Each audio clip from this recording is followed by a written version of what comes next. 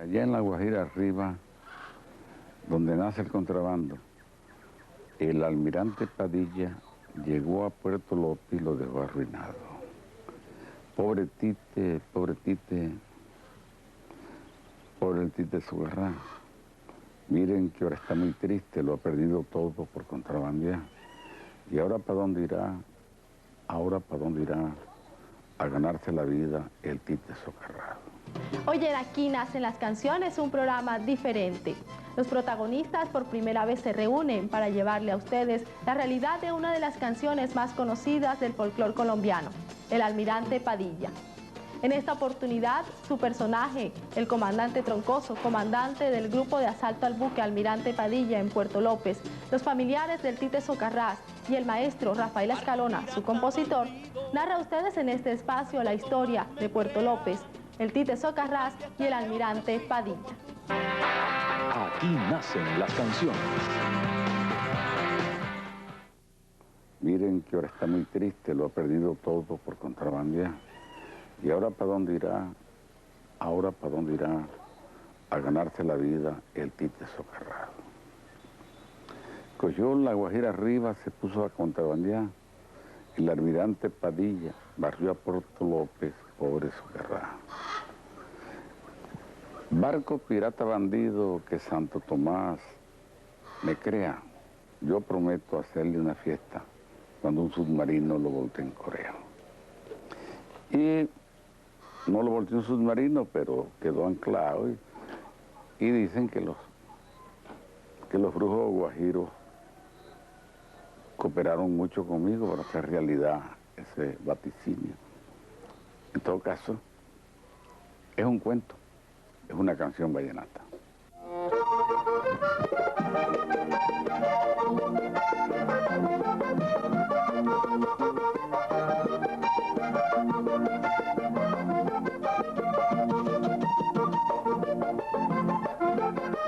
Oiga, maestra Escalona, para usted, con respeto. Ahí en La Guajira arriba, ahí en La Guajira arriba, donde nace el contrabando, el almirante Padilla llegó a Puerto López y lo dejó arruinado. El almirante Padilla llegó a Puerto López y lo dejó arruinado. Pobre Tite, pobre Tite, pobre Tite Socarrás. Hombre, que ahora está muy triste, lo ha perdido todo por contrabandear. Hombre, que ahora está muy triste, lo ha perdido todo por contrabandear.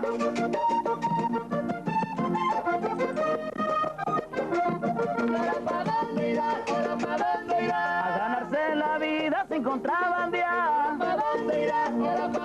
A ganarse la vida Tite Socarrás.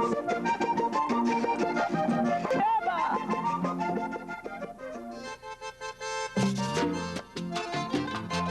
El vallenato de la época de los 50 era el cantar narrativo que describía los sucesos del momento, sus historias, los aconteceres. Para esa fecha existía una floreciente población colombiana en el Golfo de Venezuela llamada Puerto López, puerto de entrada de mercancía procedente de Aruba y del Caribe. El maestro Escalona describe cómo nació esta canción, el almirante Padilla. En ella, el Tite Socarrás, Enriquito, Laureano y cómo dieron origen a esta vivencia que hoy llega con todos sus personajes a este programa de manera inédita. Don Joaquín, cuénteme una cosa, ¿cómo fueron esas épocas de los años 50 cuando Puerto López florecía? Eso era muy bueno, muchas diversiones aquí en Puerto López. Se ganaba buena plata. ¿Cómo era ese cuento, cómo fue ese cuento del almirante Padilla que llegaba aquí a controlar el contrabando? Los barcos llegaban de la isla de Aruba, aquí en el puerto. Y el almirante Padilla estaba fondeado allá afuera, como a 7 millas. Sí. O más sería. ¿Y controlaba? Sí. Entonces echó toda la tripulación a tierra. Toda la base de ellos, pues. Controló todo esto. No daba salida para nadie, a nadie le daba salida. Y estos depósitos estaban cargados, pues. de puro contrabando. Me acuerdo que un tal teniente Troncoso, Ajá. eso fue el que... El duro, era el duro, el fuerte. Sí. Sí. Y principiaba a decomisar. Carga para la orilla de la playa. Carga para la orilla de la playa. Y entonces las lanchas que estaban ahí carreaban para afuera. Se vio la tristeza enseguida de Puerto López. Claro. Quedó listo. Más tarde supimos que íbamos hacia Puerto López, a donde llegamos como a las 11 de la mañana y ordenaron un desembarco de playa. El oficial de artillería a bordo de los buques de guerra en ese tiempo era el comandante del pelotón de tierra. Entonces a mí me ordenó el comandante del buque que alistara el pelotón de desembarco, y así se hizo. Entonces desembarcamos y ya al estar a bordo del bote fue cuando nos dieron la orden, o me dieron la orden, de requisar todo artículo que consideráramos de contrabando, especialmente armas. Así fue, llegamos a la playa, desembarcamos, 15 tripulantes, armados con fusiles, pero sin ostentación de ametralladoras pesadas ni cosas de esas, ¿no? Un desembarco común y corriente. No esperábamos resistencia, íbamos más a hacer una inspección de tipo investigativo y luego tomar las determinaciones que el comandante considerara convenientes. Pues allí había mercancía por todas partes. No solamente, es decir, nosotros no entramos a las casas, no, era en las calles donde estaba la mercancía, bultos y cajas, y sobre todo había mucha manteca, latas de manteca, cajas de whisky. ¿Resistencia? No encontramos una resistencia activa, dinámica, compulsiva, una resistencia de sorpresa. Y sí, en la noche comenzó a rumorarse de que posiblemente alguna tribu nos atacaría, porque ese era el modus vivendi de ese pueblo, porque es un pueblo que definitivamente no tiene nada de qué vivir. La pesca, que debe ser muy competida por otras personas, y el contrabando, que era lo que ellos decían que era la forma de vivir. Se comenzó a hacer un inventario y entonces sí se ordenó que, con el respeto que es normal en la Armada de todas las cosas, se pidiera a los propietarios de casas que nos permitieran hacer una inspección y que se detuviera lo que se viera que no pertenecía a lo legal. Todo. Todo. Así se hizo y se comenzó a hacer un inventario con el nombre de la casa, más o menos dónde estaba situada la casa, y un inventario de lo que se sacaba. ¿Cómo era Puerto López en ese entonces? ¿Qué recuerda? A ver, de Puerto López recuerdo una playa amplia, generosa en su caída, no es una playa suave, a unos 80 metros del mar, una hilera de casas, en donde nos llamó mucho la atención que había una casa con un tejado al lado que era como un bar. Y decían los marineros, decía, el que venga a beber aquí O es náufrago o es fantasma. O nosotros.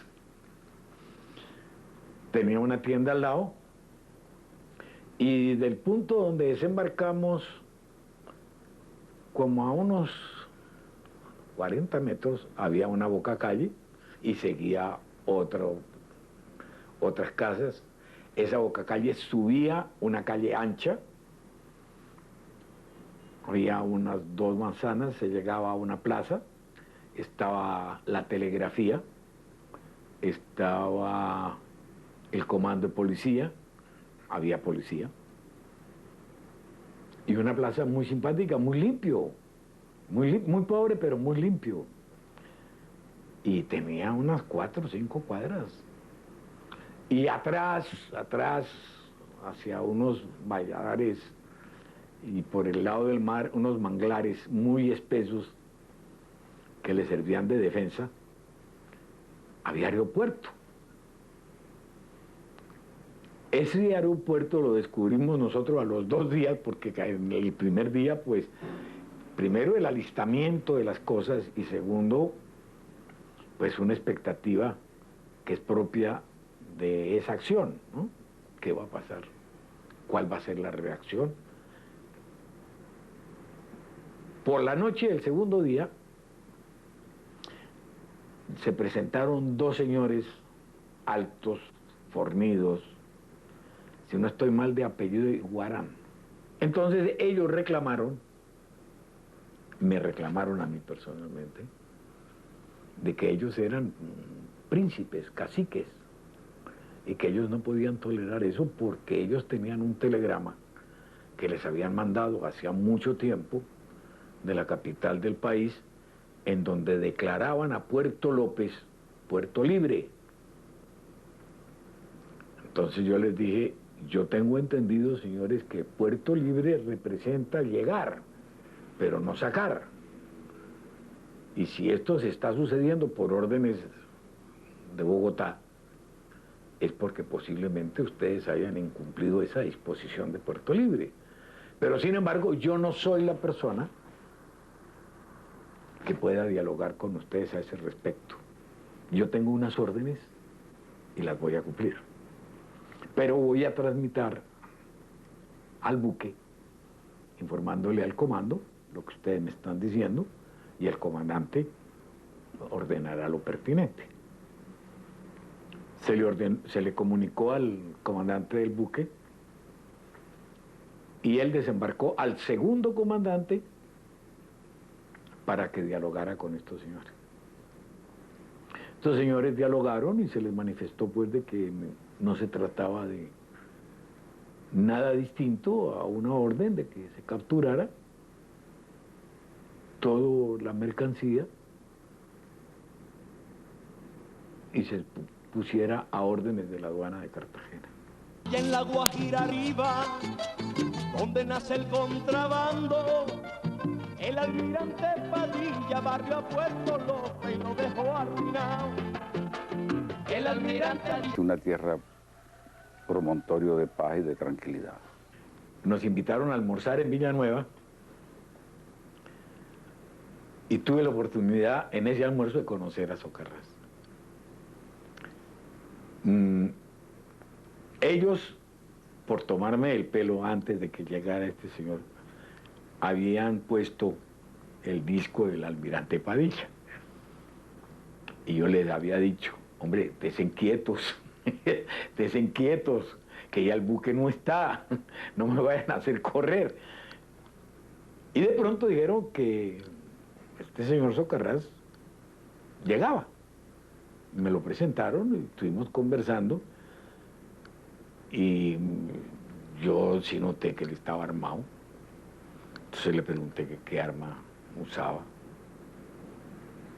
Él me la mostró, un revólver 38. Le dije que si yo sabía, él sabía el cuento del auxilio. Me dijo, no, que cómo era el cuento del auxilio. Y le dije, hombre, cuando uno, esto lo aprendí de mi padre, cuando uno carga armas, no mete todos los cartuchos. Deja un cartucho en la mano y deja el hueco. Y él me dijo, ¿y eso para qué le digo? Para que cuando el enemigo se acerque uno lo pueda rematar. Porque si usted dispara a los 6, lo rematan a usted. Él se murió de risa del cuento y dijo, pero le voy a seguir el consejo. Y le sacó el cartucho. Más nunca lo volví a ver. Más nunca volví a ver. El Tite, hasta donde yo sé, era hijo del Mono Dangond, personaje, uno de los patriarcas de Villanueva, un hombre connotable, meritorio, y inclusive yo tengo el honor de contarlo entre mis buenos amigos a pesar de la diferencia de edad. Me acuerdo que le hice una canción, El Tigre de las Marías, porque el Mono era todo un tigre en asuntos de mujeres. Así que el Tite salió tigrillo. En ese entonces, todo el mundo nos conocíamos.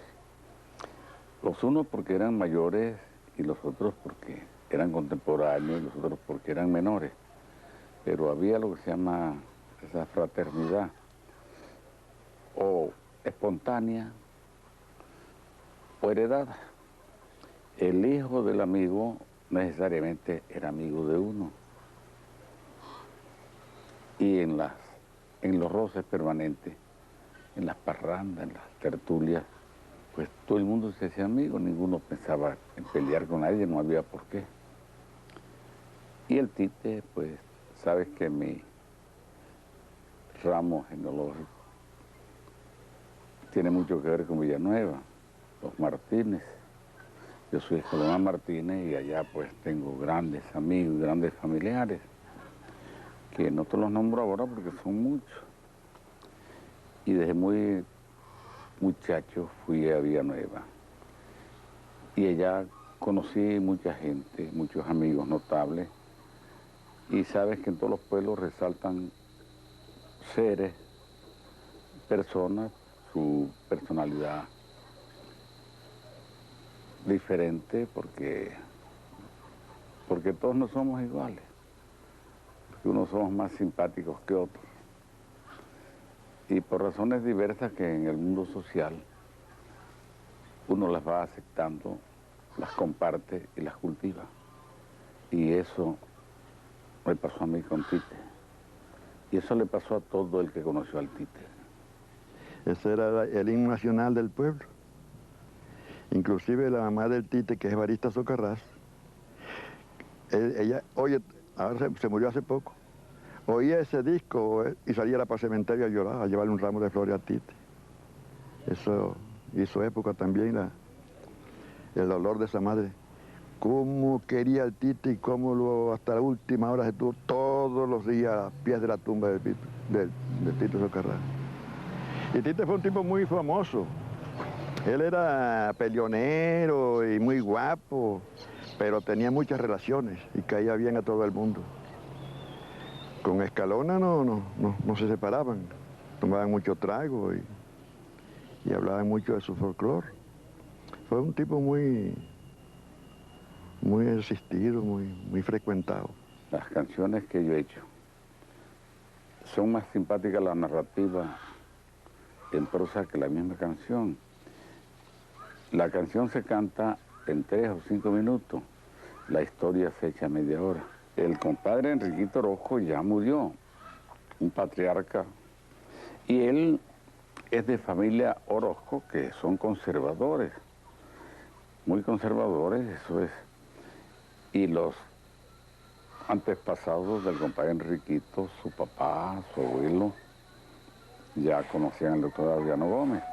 Lógicamente que en esa redada, como se dice, también cayó el compadre Enriquito en Puerto López y le quitaron 3 camiones cargados de café. Entonces él dijo que la cosa era muy fácil, que se venía a Bogotá y que le devolvían sus cosas, sus corotos, su café, sus camiones. Pero ustedes saben, me cuentan que el doctor Adriano Gómez como que no era cosita de masticar muy fácilmente. Y entonces no le paró bola, ni siquiera lo quiso recibir. Y por eso una estrofa que dice, Enriquito se creía que con su papá Laureano muchas cosas conseguía, se fue a Bogotá, pero todo fue en vano. Pues no consiguió nada.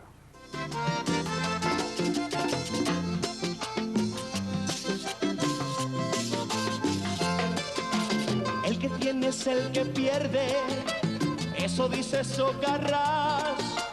Ese dicho no es mi dicho, porque yo Escalona no he perdido nada.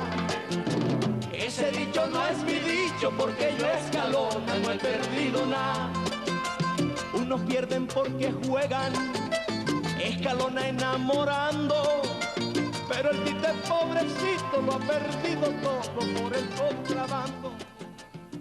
Él los alentaba, decía, no se preocupen, que esto nos lo van a devolver a nosotros con creces, porque yo no me dejo arrasar en esa forma. Esto ha sido un atropello, esto ha sido un abuso, yo me voy para Bogotá. Y ellos, no estoy seguro que por escrito le dieran un poder, pero sí lo autorizaron como vocero de ellos para que fuera a reclamar eso.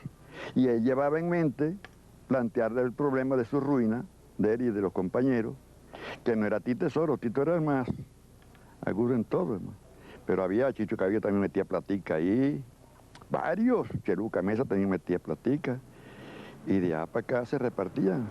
Ese fue para Bogotá, pero completamente convencido que él iba a venir con todo eso rescatado.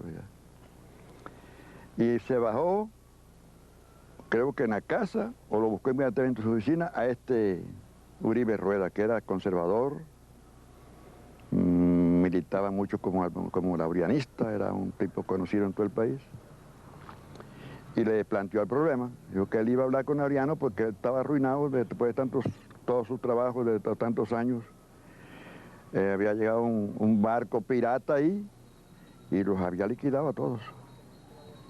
Ellos como que llevaban eso en lancha, sería.